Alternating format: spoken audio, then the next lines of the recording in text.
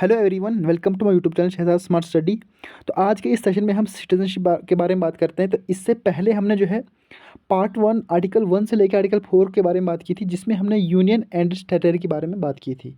तो आज हम सिटीजनशिप के बारे में बात करते हैं, जिसमें हमने आर्टिकल जो कि पार्ट 2 में आता है और आर्टिकल 5 से लेकर आर्टिकल 11 तक बात करनी है, ठीक है। और इससे पहले हम समझेंगे किसी भी पर्सन को रेजिडेंट कब कहा जा सकता है और किसी भी पर्सन को सिटीज़न कब कहा जा सकता है। हम समझते हैं रेजिडेंट और सिटीज़न के बीच में अंतर, ठीक है। मान लो ये जैकलिन फर्नांडीज है जो कि श्रीलंका की है, ठीक है। और ये प्रियंका चोपड़ा है, ठीक है। कौन है? प्रियंका चोपड़ा। आपने ऐसे समझना है कि जो प्रियंका चोपड़ा है वो एक सिटीज़न है, लेकिन क्या है, नॉन रेजिडेंट है। और जो जैकलिन फर्नांडीज है ये एक रेजिडेंट है लेकिन नॉन सिटीज़न है। इसका मतलब जो प्रियंका चोपड़ा है ये इंडिया में बर्न हुई है और अब क्या कर रही है, ये इंडिया के बाहर रह रही है। इसका मतलब ये सिटीज़न तो है लेकिन नॉन रेजिडेंट है। और जो जैकलिन फर्नांडीज है ये श्रीलंका की है, ये श्रीलंका में बर्न हुई है लेकिन इंडिया में जो है 6 मंथ से ज़्यादा इंडिया में रह रही है, तभी इसको रेजिडेंट बोला जाता है, ठीक है। मतलब कि रेजिडेंट किसको बोला जाता है?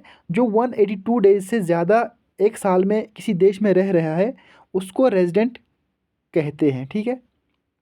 अब समझते हैं कि जो प्रियंका चोपड़ा है ये एक सिटीज़न है, मतलब इसके पास इंडिया के जो सारे पासपोर्ट है, आईडीज़ है, आधार कार्ड है, इसके पास जो है ये इंडिया का है। और जो जैकलिन फर्नांडीज है इसकी जो आईडीज़ है वो कहाँ की है? श्रीलंका की है। तो रेजिडेंट और सिटीज़न में अंतर क्या है ये आपको समझ आ गया होगा कि रेजिडेंट जो होता है वो किसी दूसरे देश से आकर किसी दूसरे देश में जो है 6 मंथ से ज़्यादा रह रहा है। और नॉन रेजिडेंट जो किसी देश का सिटीज़न तो होता है लेकिन वो उस देश से बाहर 182 दिनों से ज़्यादा रह रहा है, ठीक है। तो मुझे उम्मीद है आपको सिटीज़न और रेजिडेंट के बीच में अंतर समझ आ गया होगा। जो सिटीज़न होता है उसको मतलब सारे पॉलिटिकल और सिविल राइट्स मिलते हैं, वो देश का सिटीज़न होगा जिसको सारे पॉलिटिकल और सिविल राइट्स मिलते हैं। और जो रेजिडेंट होता है उसको सारे पॉलिटिकल और सिविल राइट्स नहीं मिलते हैं, ठीक है। अब हम स्लाइड्स में समझते हैं सिटीजनशिप जो कि पार्ट 2 में आता है, आर्टिकल 5 से लेके आर्टिकल 11 तक। और सिटीज़न के बीच में हम समझते हैं जो सिटीज़न होता है वो सारे enjoy all civil and political rights. मैंने आपको बताया जो सिटीज़न होता है वो सारे सिविल राइट और पॉलिटिकल राइट्स इंजॉय करता है, ठीक है। अब हम समझते हैं एलियन जो कि फ्रेंडली एलियन और एनिमी एलियन। मीन जो कोई बाहर किसी देश से आता है उससे एलियन बोलते हैं, ठीक है, अजनबी। और इसमें भी आता है फ्रेंडली एलियन और एनिमी एलियन। जो एलियन होते हैं, जो दोनों एलियन होते हैं, जो फ्रेंडली भी होता है और एनिमी, मैं समझ आता हूँ एनिमी कौन है और फ्रेंडली कौन है। एनिमी एलियन वो उस देश के लोग हैं जिस देश से हमारी भारत की जो संपर्क है अच्छे नहीं है, वो एनिमी एलियन कहलाएंगे। और फ्रेंडली एलियन कौन कहलाएंगे? जिन देशों के साथ जो हमारे भारत का संपर्क अच्छा है वहाँ के जो लोग हैं वो फ्रेंडली एलियन में आ जाएंगे। और इन दोनों एलियन के लिए क्या है? Do not enjoy protect against arrest and detention.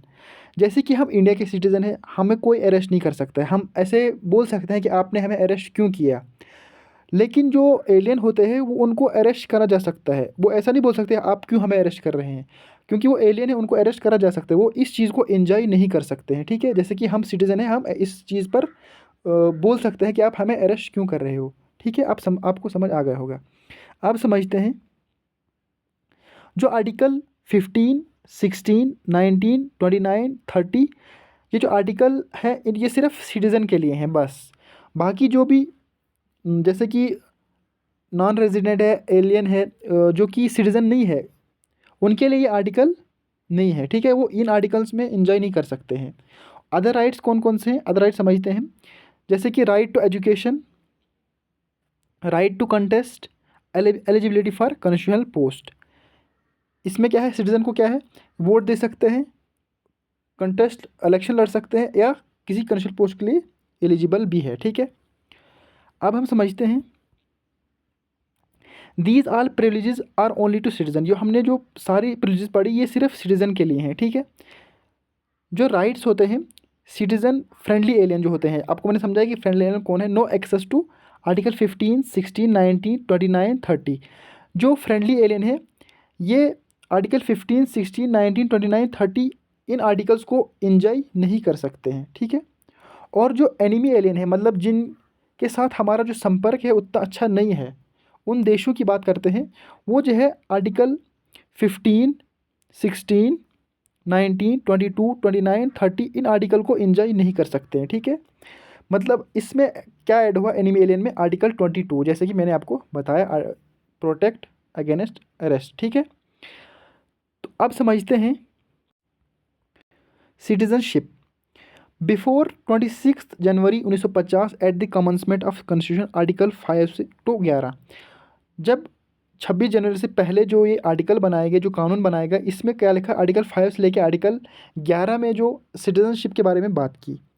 अब after 26 January 1950 after the commencement of constitution bye citizenship act, मतलब कि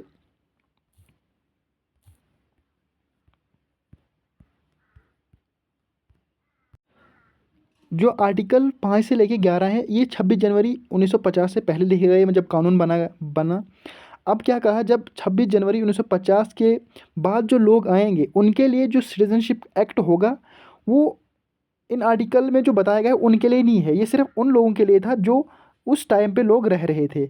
अब जो भी कोई 1950 के बाद कोई लोग आएंगे, जो भी कुछ भी चेंज होगी वो सिटीजनशिप एक्ट के द्वारा होगा। जैसे कि सिटीजनशिप एक्ट 1955 आया है, 1960 आया है, इसके हिसाब से होगा जो भी कोई सिटीजनशिप एक्ट आएगा। अब हम समझते हैं आर्टिकल 5 क्या बोलता है। जो हम मेन पॉइंट समझते हैं एग्ज़ाम पॉइंट ऑफ व्यू से, जो कि किसी भी एग्ज़ाम में पूछा जा सकता है, आर्टिकल 5 क्या बोलता है। आर्टिकल 5 बोलता है डोमिसाइल इन इंडिया। क्या बोलता है, डोमिसाइल इन इंडिया। कोई भी सिटीज़न जिसको डोमिसाइल, इंडिया का डोमिसाइल होगा, मतलब कि किसी पर्सन को आईडीज़, इंडिया की आईडीज़ होंगी, पासपोर्ट होगा, आधार कार्ड होगा, वो वो क्या होगा, उसके पास डोमिसाइल होना चाहिए, उसको सिटीज़न माना जाएगा। Also fulfilled any one of the three condition. पहले तो डोमिसाइल तो होना ही चाहिए, मतलब उसके पास आईडीज़ इंडिया की होनी चाहिए। उसके बाद इन कंडीशन में से एक कंडीशन होनी चाहिए, थ्री कंडीशन में से एक कंडीशन होनी चाहिए। क्या क्या कंडीशन है, number first burn in India, वो इंडिया में बर्न हुआ होना चाहिए। नंबर ये नहीं तो ये होना चाहिए। Number or either of his parent born in India, या तो उसके पेरेंट्स इंडिया में बर्न हुए होने चाहिए। और या तो तीसरी कंडीशन ये है कि ordinary residence in India 5 years period to commencement of, ठीक है। तो मतलब ना तो उसने क्या करना है, 5 साल से वो इस इंडिया में रह रहा हो, इन तीन कंडीशन में से एक कंडीशन उसके पास होनी चाहिए। आर्टिकल 5 आपको मैंने समझाया। अब आर्टिकल 6 के बारे में बात करते हैं। आर्टिकल 6 क्या बोलता है। आर्टिकल 6 बोलता है पर्सन माइग्रेटेड फ्रॉम पाकिस्तान। जो पर्सन पाकिस्तान से माइग्रेट हुआ, इसमें क्या आता है, if either his parent grand parents was burn in undivided India and following any of the condition. अगर उसके पेरेंट्स या ग्रैंड पेरेंट्स अनडिवाइडेड इंडिया में, जब इंडिया डिवाइड नहीं हुआ था, अगर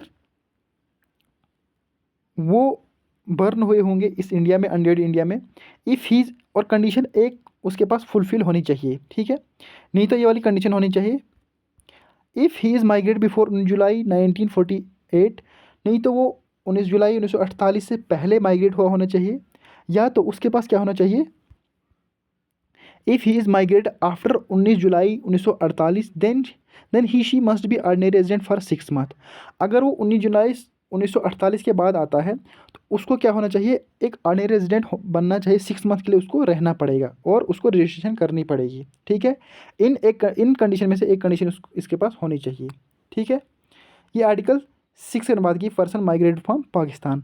अब हम आर्टिकल 7 के बारे में बात करते हैं। आर्टिकल 7 क्या बोलता है, person migrated to Pakistan later return. जो पहले पाकिस्तान माइग्रेट हुआ उसके बाद रिटर्न हुआ इंडिया में, ठीक है, उसके लिए क्या कहा गया है, a person who migrated to Pakistan after 1 March 1947 but later return to India for resettlement by the permit, ठीक है। अगर कोई पर्सन जो है पाकिस्तान माइग्रेट हुआ लेकिन उसके बाद क्या हुआ, 1 मार्च 1947 बट लेटर बाद में वो इंडिया में रिटर्न हुआ परमिट के लिए, ठीक है, रिसेटलमेंट के लिए, ठीक है। उसके लिए क्या कंडीशन है, he she can become Indian citizen. उसके लिए क्या कंडीशन है कि वो इंडियन सिटीजन तब बन सकता है जब वो 6 मंथ से पहले वो रजिस्ट्रेशन करे, ठीक है, ताकि वो एक सिटीज़न बन सके, ठीक है। अब हम आर्टिकल 8 के बारे में बात करते हैं। आर्टिकल 8 क्या बोलता है? आर्टिकल ए बोलता है रिजाइडिंग आउटसाइड इंडिया, जो आउटसाइड इंडिया में रह रहे हैं। ए person who was born parents grand parents were burn in undivided India, अगर किसी पर्सन के कोई पर्सन बर्न हुआ होगा, उसके पेरेंट बर्न होंगे, ग्रैंड पेरेंट्स बर्न हुए होंगे इस अनडिवाइडेड इंडिया में, जब इंडिया डिवाइड नहीं हुआ था। And now he is ordinary resident outside India, वो एक ऑर्डिनरी रेजिडेंट होंगे आउटसाइड इंडिया, क्योंकि वो सिटीजन तो होंगे। Then he may become Indian citizen, वो इंडियन सिटीजन तब बन सकते हैं बाई रजिस्ट्रेशन के द्वारा बन सकते हैं, if he register himself as an Indian resident in local Indian diplomats of his her country, ठीक है। ये आर्टिकल 8 बोलता है रिजाइडिंग आउटसाइड इंडिया, जो इंडिया के आउटसाइड रह रहे हैं, अगर वो सिटीज़न बनना चाहते हैं तो उनको क्या करना होगा? रजिस्ट्रेशन करनी होगी 6 मंथ पहले, ठीक है। अब हम बात करते हैं आर्टिकल 9 की। आर्टिकल 9 क्या बोलता है? No dual citizenship. इसका मतलब क्या है कि जो इंडिया है उसके पास जो है सिर्फ सिंगल सिटीज़न है, ठीक है, सिंगल सिटीजनशिप है। मतलब कि इंडिया में अगर आप रह रहे हो, सिर्फ आप इंडिया के सिटीज़न रह सकते हो। ऐसा नहीं है कि आप किसी दूसरे देश में जाओगे और वहाँ की सिटीजनशिप भी ले लोगे और इंडिया में भी आप सिटीजनशिप ले लोगे, नहीं, ऐसा बिल्कुल नहीं है। अगर आप भारत में रह रहे हो, आपको सिर्फ भारत की सिटीजनशिप मिल सकती है। अगर इसके बावजूद आप किसी दूसरी कंट्री की सिटीजनशिप लेना चाहते हैं तो आपको ऑटोमेटिकली जो है इंडिया की सिटीजनशिप आपसे छीन ली जाएगी, ठीक है। क्या है? इंडिया की जो है सिंगल सिटीजनशिप है। वो और भी बहुत सारी कंट्रीज हैं जिनके पास जो डुअल सिटीजनशिप देते हैं, ठीक है, लेकिन इंडिया में क्या है? सिंगल सिटीजनशिप है। और ये सिंगल सिटीजन हमने कहाँ से लाई है? ये सिंगल सिटीजनशिप हमने ब्रिटेन से लाई है। कहाँ से लाई है? ब्रिटेन, यूके, ठीक है। इतना आपको समझ आ गया होगा। अब आर्टिकल 10 की बात करते हैं। आर्टिकल 10 क्या बोलता है? Deemed to be a citizen continue to be a citizen. जब तक ना आप क्या करोगे, कोई गलती करोगे, मतलब जब तक ना आप कोई गलती करोगे तब तक आपसे कोई सिटीजनशिप नहीं छीन सकता। ये आर्टिकल 10 बोलता है। Deem to be a citizen continue to be a citizen. आप सिटीजन हो जब तक ना आप कोई गलती करोगे तब तक आपसे कोई सिटीजनशिप नहीं ले सकता है, ठीक है। अब आर्टिकल 11 के बारे में बात करते हैं। आर्टिकल 11 क्या बोलता है? Empowers parliament to make any provision with respect to acquisition and termination of citizenship, ठीक है। क्योंकि कानून जब बना था उस टाइम उन लोगों के लिए ये आर्टिकल लिखा गया था, आर्टिकल 10 तक लिखा गया था। अब आर्टिकल 11 में क्या लिखा है? अब कभी भी सिटीजनशिप में कोई टर्मिनेशन करना होगा, एक्सचेंज करना होगा, कोई चेंजिंग करनी होगी, तो इसके लिए क्या आएगा? इसके लिए सिटीजनशिप अमेंडमेंट एक्ट आएंगे, ठीक है। इसके लिए क्या आएंगे? सिटीजनशिप एक्ट आएंगे। अब हम बात करते हैं सिटीजनशिप एक्ट 1955। अब सिटीजनशिप एक्ट 1955 आता है, उसमें क्या आता है? उसमें आता है कि आप इंडिया के सिटीजन कैसे बन सकते हैं। इसके 5 तरीके हैं। Number first, by birth. अगर आप इंडिया में बर्न हुए हैं तो आपको सिटीजन माना जाएगा। बाय डिसेंट, मतलब कि अगर आपके मम्मी पापा, आपके ग्रैंड पेरेंट, आपके पेरेंट अगर इंडिया में बर्न हुए हैं तो आप सिटीजनशिप बन सकते हो, ठीक है। और आर्टिकल 3 इसमें क्या है? थर्ड पॉइंट क्या है? Bye naturalisation. नेचुरलाइजेशन में क्या है? इस नेचुरलाइजेशन में क्या होता है कि आपको 11 साल तक जो है आपको किसी देश में रहना पड़ता है, तब जाके आपको सिटीजनशिप मिलती है, ठीक है। इसको बोलते हैं बाय नेचुरलाइजेशन। अब 4 पॉइंट क्या बोलते हैं? Bye incorporation of territory. अगर इंडिया कोई टेरिटरी इनकॉर्पोरेट करेगी, मतलब किसी टेरिटरी को हड़प लेगी, तो वो वहाँ के लोग जो है ऑलरेडी जो है सिटीजन बन जाएंगे, ठीक है। और आज 5 पॉइंट वो क्या बोलता है? Bye registration. आप रजिस्ट्रेशन से भी सिटीजनशिप ले सकते हैं, ठीक है। ये 5 पॉइंट है। ये कब कहे गए हैं? सिटीजनशिप एक्ट 1955 जब आया था, ठीक है। अब हम समझते हैं लॉस ऑफ सिटीजनशिप। आप अपनी सिटीजनशिप कैसे गंवा सकते हैं? सबसे पहला पॉइंट, रेनन्सेशन। अगर आप अपने मन से जो है इंडिया के सिटीजन नहीं रहना चाहते हैं तो आपको डायरेक्ट आपकी जो सिटीजनशिप है वो छीन ली जाएगी, ठीक है, अपने मन से। क्योंकि आप अगर किसी दूसरे देश की सिटीजनशिप लेना चाहते हैं तो आप डायरेक्ट रेजिस्ट्रेशन कर सकते हैं, अपने मन से बोल सकते हैं। दूसरा पॉइंट आता है टर्मिनेशन। टर्मिनेशन की वजह से भी आपको जो है ऑटोमेटिक क्या हो सकता है कि सिटीजनशिप गवा लोगे आप। मतलब कि अगर आप दूसरे देश की सिटीजनशिप ले रहे हो तो आपको जो है डायरेक्ट इंडिया से निकाल दिया जाएगा, क्योंकि आप सिर्फ एक ही क्योंकि इंडिया में जो है सिंगल सिटीजन मिलती है और आपको डायरेक्ट टर्मिनेट कर दिया जाएगा, ठीक है। उसके बाद आता है पॉइंट 3, डेप्रीवेशन। इसमें क्या आता है, कोई फ्रॉड अगर आपने कोई करा है, कोई रजिस्ट्रेशन के टाइम पे कोई फ्रॉड करा होगा आपने, तो इससे भी आपकी जो है सिटीजनशिप छीनी जा सकती है। या किसी दूसरे एनिमी नेशन से कोई रिलेशन होगा तो आपको सिटीज़न नहीं माना जाएगा, ठीक है। अब हम एनआरआई की बात करते हैं, नॉन रेजिडेंट ऑफ इंडिया। कौन होते हैं नॉन रेजिडेंट ऑफ इंडिया? जैसे कि मैंने आपको बोला प्रियंका चोपड़ा। प्रियंका चोपड़ा क्या है, एक इंडियन सिटीज़न तो है, इंडियन सिटीज़न। नॉन रेजिडेंट जो होते हैं वो इंडियन सिटीज़न तो होते हैं, उनके पास स्पेशल अकाउंट बैंक में होते हैं, है वोटिंग राइट्स, उनके पास वोटिंग राइट्स होते हैं, but not eligible for conventional post. वो किसी कन्वेंशनल पोस्ट के लिए एलिजिबल नहीं है क्योंकि वो नॉन रेजिडेंट है, वो बाहर रह रहे हैं। सम टैक्स बेनिफिट, उनके पास टैक्स कोई बेनिफिट मिलता है। Reside outside India at least 182 days. ये जो है इंडिया से बाहर एक साल में 182 दिनों से ज़्यादा रहते हैं, इनको नॉन रेजिडेंट बोला जाता है, ठीक है। अब हम समझते हैं नोटिफिकेशन ऑफ 2015 एंड 16। ये एक नोटिफिकेशन आई थी 2015 और 2016 में। इसमें क्या है, कोई अमेंडमेंट नहीं था, इसमें सिर्फ बोला गया था इफ़ एनी पर्सन, कोई भी person belong to six religious communities, कोई सिक्स रिलीजियस कम्युनिटीज़ से बिलोंग करता है, Jains, Hindus, Buddhist, Christian, Sikhs and पैरसिस।